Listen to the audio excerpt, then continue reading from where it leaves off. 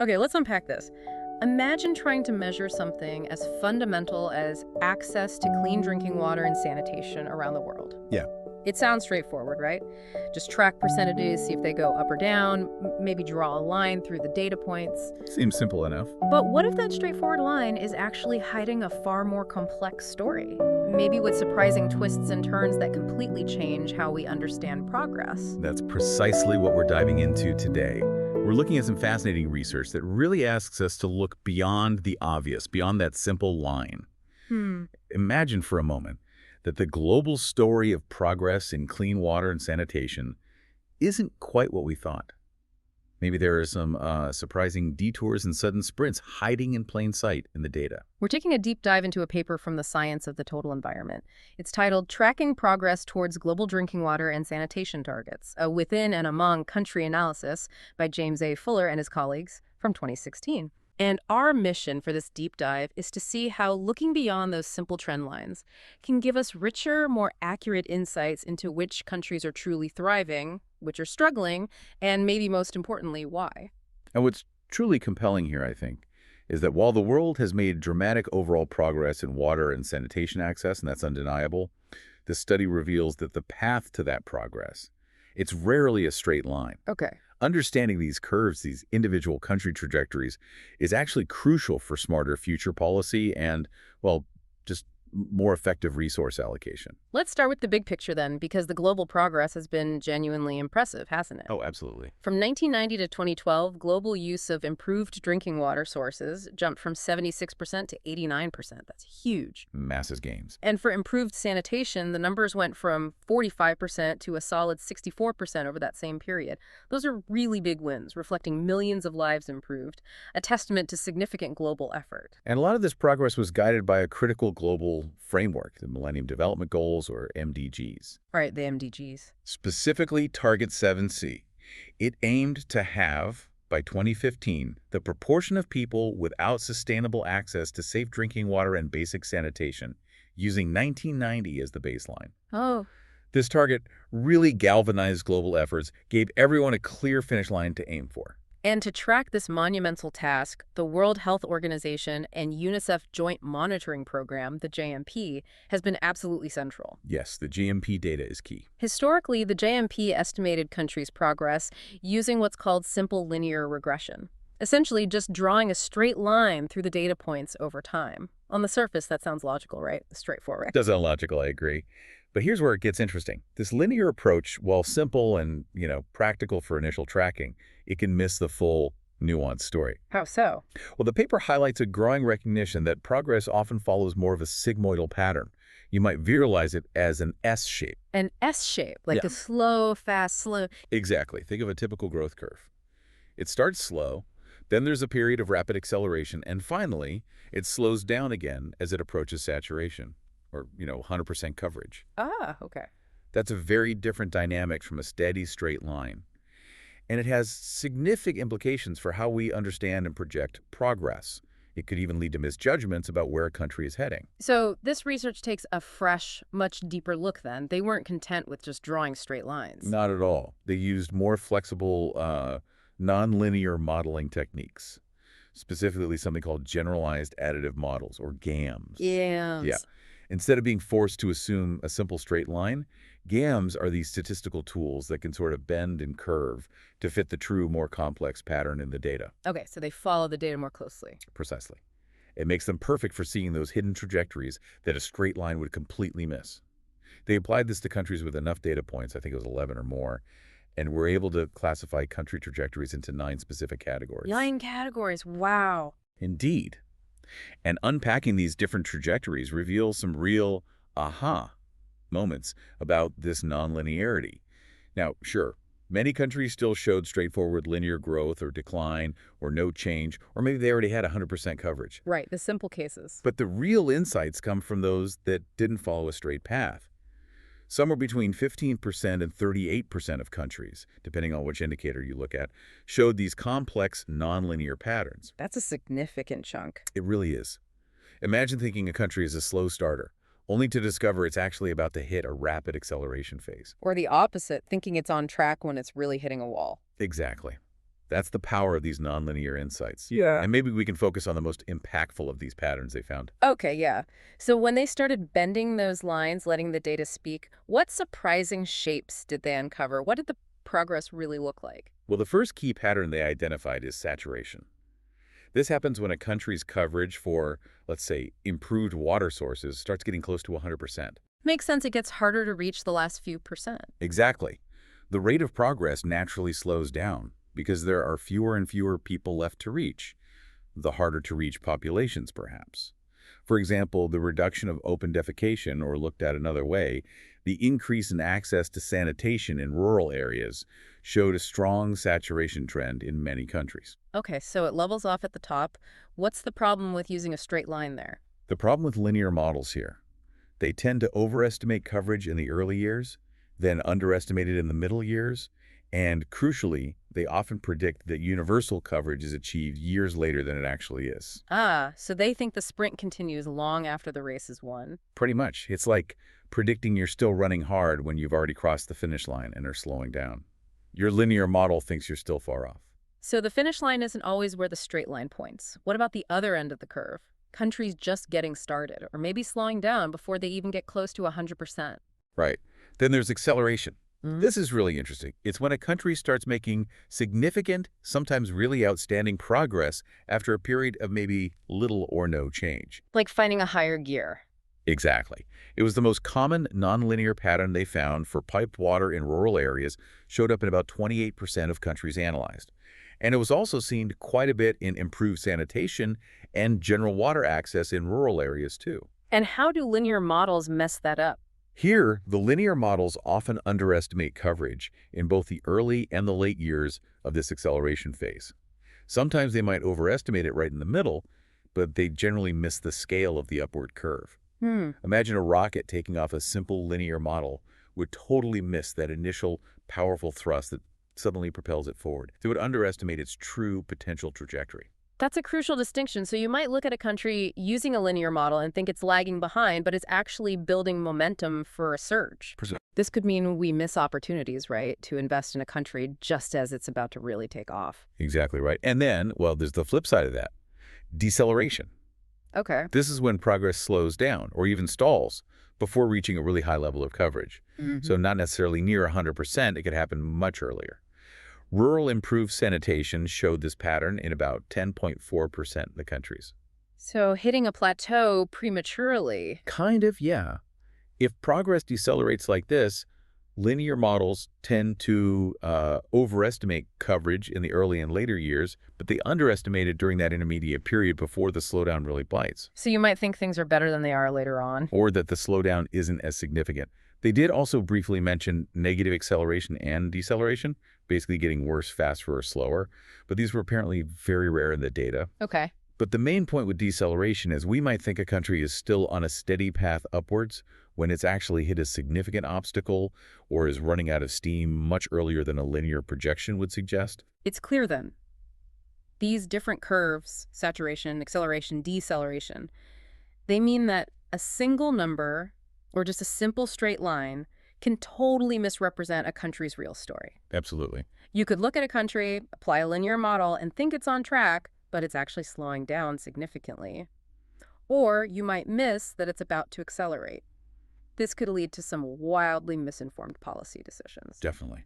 Potentially wasting precious resources or, conversely, failing to support countries right when they need it most, or when investment could have the biggest impact. You'd be flying blind, essentially. Pretty much. And if we connect this back to the bigger picture, the study did find a statistically significant S-shaped pattern for all 8 indicators they looked at a global level. So S-curve is kind of a general rule. It seems to be, yeah. Yeah. It reinforces that idea of a general arc of development. Yeah. Slow initial gains, then a period of rapid improvements, then slowing again as coverage becomes near universal. It's a general truth for the world as a whole. Okay, But, and this is a huge but, the individual paths countries take are wildly different. right.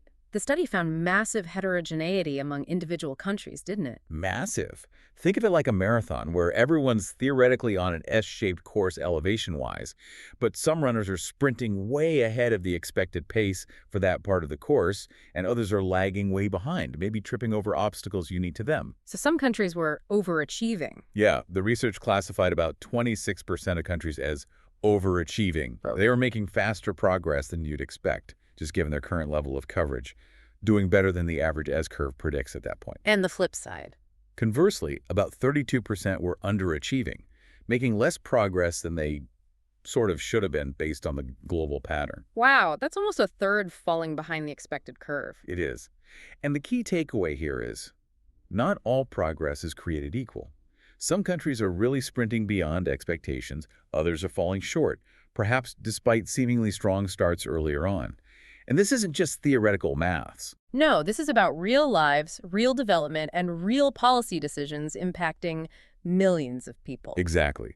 And if we zoom in even further, these nonlinear methods are also vital for monitoring inequality within countries. Ah, like the urban-rural divide. Precisely. Take Vietnam, for example. Their data showed a pretty linear trajectory overall, but importantly, the inequality between urban and rural areas was consistently decreasing because rural access was growing faster. It was a steady, predictable closing of the gap. Okay, a positive linear story there. But then look at Chad. Their inequality was stable for years, a consistent gap. But then urban access continued to expand while rural access just stalled dramatically. Oh, wow. A simple linear model, looking at the whole country, might completely miss this widening gap, or at least underestimate its severity. But a nonlinear analysis, like the GAMs they used, clearly highlights that sharp change in trajectory for rural areas versus urban. It reveals the growing disparity that a straight line would just average out, essentially obscuring it, making us potentially blind to a critical widening gap. It's a really powerful illustration of why understanding the dynamics matters so much. It's not just about the absolute numbers, but how those numbers are changing across different populations within a country. That makes sense. Were there any overall trends in inequality? Well, on a positive note, globally, those urban-rural disparities in improved drinking water sources did decrease quite impressively between 1990 and 2012. The gap went from about a 33.8 percentage point difference down to just 15.3 percentage points. It's more than halved. Yeah. And for improved sanitation, the gap also fell significantly, from 45.9 percentage points down to 30.8. Still a big gap, but moving in the right direction. So progress is being made on the equity front globally, which is definitely encouraging. Okay, so it's intriguing that the big picture MDG assessment, whether the world met the target, didn't drastically change with these methods. They found high agreement, right? Like 95, 96%. That's right. The overall global conclusion wasn't radically different. But where this really shines, you're saying, where the true power of this nonlinear approach lies, is in tailoring solutions for individual countries. Exactly. That's the key takeaway for policy. So for the policymakers listening, how can these nuanced insights actually change their approach on the ground? How exactly can these patterns be used to make better decisions? Well, it's all about developing tailored strategies, really moving beyond any kind of one-size-fits-all approach to aid or development planning. Okay, give us an example. For instance, consider countries that were maybe assessed as not on track to meet the MDG target using a simple linear model, but the nonlinear analysis shows they actually have an accelerating trajectory. Like who? Rural Nigeria for improved drinking water was one example mentioned. These are countries that are actually expected to perform better in the coming years. They're building momentum. Such nations might be excellent candidates for increased financial resources. Why? Because they're already showing they can effectively use what they have, and additional funding could potentially amplify their gains significantly. You're essentially investing in a country that's already proving it can sprint. Okay, so back the winners, or at least the ones picking up speed. What about the opposite scenario? Countries that look like they're doing fine based on linear trends, but are actually slowing down. That's the other side of the coin. A country might have technically met the MDG, but the nonlinear analysis reveals it's in a decelerating pattern. Like rural India for drinking water, you mentioned. That was the example given, yes. Yeah. These countries might need something different, maybe not just more money, but perhaps more focus on institutional capacity building or structural support to help them manage resources effectively in the long run, to avoid backsliding or stagnation. It suggests the bottleneck isn't necessarily a lack of funds, but could be more complex challenges, maybe maintaining existing infrastructure, ensuring good governance, or needing technical help to shift to more advanced, perhaps more resource-intensive solutions like pipe networks or treatment plants. That distinction, needing more funds versus needing better management or technical support, seems absolutely critical. It really is. It avoids just throwing money at problems that money alone won't solve, and instead helps direct resources, whether financial or technical, where they will truly make an impact. It's about being smarter, not just spending more. Absolutely. And these patterns, acceleration or deceleration, they have underlying causes, right? Yeah. Deceleration could mean a country is making progress, but shifting to more complex, resource-intensive investments, like building large-scale sewerage systems, which naturally slows down the rate of basic access expansion. That's not necessarily bad, Or it could be bad. or it could signal mismanagement, poor maintenance, or political obstacles, indicating a need for improved governance or institutional reforms. And acceleration. Acceleration, on the other hand, might mean that past investments are finally kicking in and paying off, or maybe there's just a really enabling policy environment where resources are being used effectively. Figuring out why a country is on a particular trajectory is crucial for effective resource allocation and designing targeted interventions. We need to address the right problem. Makes perfect sense. But there's a practical challenge here, isn't there? You mentioned needing more data points per country to reliably detect these nonlinear patterns compared to simple linear models. Yes, that's a key constraint. These more sophisticated models need more data to work effectively, ideally a good time series for each country. Is that happening? Well, the good news is that the JMP dataset is rapidly expanding. They're adding hundreds of new data points from surveys and censuses every year, so the ability to do this kind of analysis should improve over time. That's good. But it will become even more critical as we look towards the Sustainable Development Goals, the SDGs, for 2030. How so? The SDGs introduce new, potentially more complex targets and indicators. Think about safely managed water, not just improved sources. Tracking these will likely renew the challenge of data scarcity, at least in the short term, as countries start collecting and reporting on these new, more demanding metrics. It's kind of a constant race to get enough good data to understand the real picture. So wrapping this up, what does this all really mean for us? Our deep dive today shows that measuring progress in something as vital as water and sanitation access isn't just about drawing a straight line on a graph. Not at all. It's about recognizing the unique, often quite curvy journey that each country takes. Some sprint, some stumble, some plateau. And understanding these diverse trajectories, whether they're accelerating, decelerating, or hitting saturation, provides a much more powerful roadmap for policymakers. Yeah, it helps them allocate resources more effectively. It allows for distinguishing between countries that genuinely need more financial investment to capitalize on momentum and those that might primarily need institutional support, technical help, or policy reforms to sustain their progress or overcome specific bottlenecks. It's really about being smarter and more strategic with our global aid and development efforts, Wow. tailoring the approach. Exactly. It's a powerful reminder that the real world, well, it rarely follows a perfectly straight line, and our methods for understanding it probably shouldn't either. Okay, a final provocative thought then for you, our listener.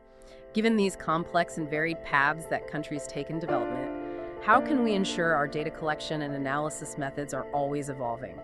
How do we make sure they truly reflect the nuances of human progress, rather than just simplifying it, maybe even dangerously oversimplifying it? And what does this kind of thinking, looking beyond the linear, mean for any global development goal you care about?